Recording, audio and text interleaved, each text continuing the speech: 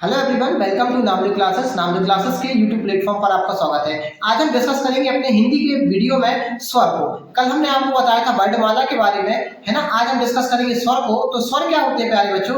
स्वतंत्र रूप से बोले जाने वाले वर्ण स्वर कहलाते हैं। परंपरागत रूप से भी संख्या 10 मानी गई है, लेकिन लेखन के आधार पर ये 13 होते हैं। चलिए आज हम अपने इस वीडियो में स्वरों का वर्गीकरण देखते हैं। आइए आज हम आपको स्वरों का वर्गीकरण बताते हैं। तो आप देख सकते हैं ये हमारे स्वर हैं और स्वर का वर्गीकरण पढ़ेंगे हम 5 आधार पर। तो पहला आधार है हमारा मात्रा और उच्चारण का आधार, दूसरा आधार है जीभ के प्रयोग के आधार पर, तीसरा आधार है हमारा मुख द्वार के खुलने के आधार पर, चौथा है हमारा ओठों की स्थिति के आधार पर और पांचवा है हमारा हवा के नाक व मुंह से निकालने के आधार पर। तो प्यारे बच्चों हम शुरुआत करेंगे पहले मात्रा या उच्चारण के आधार पर। तो मात्रा और उच्चारण के आधार पर हमारे 3 प्रकार के स्वर होते हैं। पहला होता है हमारा ह्रस्व स्वर, दूसरा होता है हमारा दीर्घ स्वर और तीसरा होता है हमारा पुरुष स्वर। अब ये ह्रस्व स्वर क्या होता है? तो जिन स्वरों के उच्चारण में कम समय लगता हो, जैसे आ, ई, उ, तो ये होते हैं हमारे ह्रस्व स्वर। दूसरा होता है हमारा दीर्घ स्वर। तो जिन स्वरों के उच्चारण में हमें ह्रस्व स्वर से ज्यादा समय लगता है उन्हें हम बोलते हैं दीर्घ स्वर, जैसे बड़ा आ, बड़ी ई और बड़ा उ। बात करेंगे पुरुष स्वर की, तो जिन स्वरों के उच्चारण में हमें दीर्घ स्वर से ज्यादा समय लगता है उन्हें बोलते हैं हम पुरुष स्वर। और हमारे पुरुष स्वर होते हैं ओ, रा, ये हमारे क्या होते हैं? पुरुष स्वर होते हैं। डिस्कस करेंगे हम दूसरे पे। तो दूसरा प्रकार होता है हमारा जीभ के प्रयोग के आधार पर। तो जीभ के प्रयोग के आधार पर हमारे 3 प्रकार के स्वर होते हैं प्यारे बच्चों। जीभ के प्रयोग के आधार पर 3 स्वर होते हैं हमारे प्यारे बच्चों। अग्र स्वर, मध्य स्वर और पश्च स्वर। कौन कौन से? अग्र स्वर, मध्य स्वर और पश्च स्वर। अभी अग्र स्वर क्या होता है प्यारे बच्चों? तो जिन स्वरों के उच्चारण में हमें आगे से जीभ काम करती है, जैसे ई, बड़ी ई और ए, है ना। दूसरा है मध्य स्वर, जिन स्वरों के उच्चारण में हमें जीभ का हमारा मध्य भाग काम करता है, जैसे आ, ये मध्य भाग काम करता है जीभ का। और जिन स्वरों के उच्चारण में प्यारे बच्चों जीभ का पश्चिम भाग काम करता है, जैसे बड़ा आ, उ, बड़ा उ और ओ। तीसरा देखें प्यारे बच्चों मुख द्वार खुलने के आधार पर। तो मुख द्वार खुलने के आधार पर स्वर के प्यारे बच्चों 4 प्रकार होते हैं। पहला होता है विव्रत, दूसरा होता है अर्धविव्रत, तीसरा होता है अर्धसंवृत और चौथा होता है संवृत। इसमें क्या होता है विव्रत में प्यारे बच्चों, मतलब स्वरों के उच्चारण में हमारा मुंह कैसा खुलता है?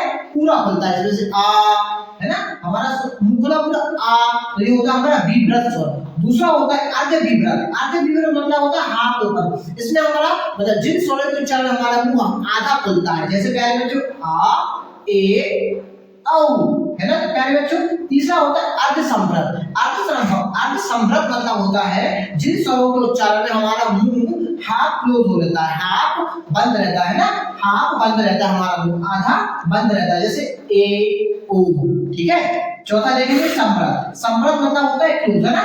जिन स्वरों के उच्चारण में मुख द्वार लगभग बंद रहता है, जो हमारा मुंह का द्वार है ना, मुंह का द्वार है लगभग बंद रहता है, जैसे प्यारे बच्चों ई, बड़ी ई, उ, बड़ा उ, ठीक है। अब हम बात करेंगे ओठों की स्थिति के आधार पर।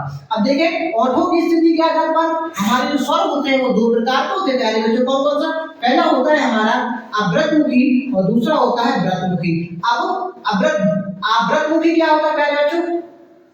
मतलब अव्रतमुखी मतलब होता है हमारे इसमें क्या होते हैं? ओठ गोलाकार नहीं होते, मतलब जिन स्वरों के उच्चारण में ओठ गोलाकार नहीं होते हैं, जिन स्वरों के उच्चारण में हमारे ओठ हैं ये गोलाकार नहीं होते हैं, उन्हें बोलते हैं अव्रतमुखी। जैसे आ, बड़ा आ, ई, बड़ी ई, ए और बड़ा ए, ठीक है। दूसरा है हमारा व्रतमुखी। व्रतमुखी मतलब क्या होता है? जिन स्वरों के उच्चारण में ओठ हमारे क्या होते हैं? गोलाकार होते हैं, जैसे ऊ, बड़ा ऊ, ओ, औ, हमारे क्या हो रहे हैं? ओठ हमारे क्या हो रहे हैं? गोलाकार हो रहे हैं कि नहीं? अब देखिए हवा की नाक व मुंह से निकालने के आधार पर स्वर, तो ये होते हैं हमारे 2 प्रकार के, है ना।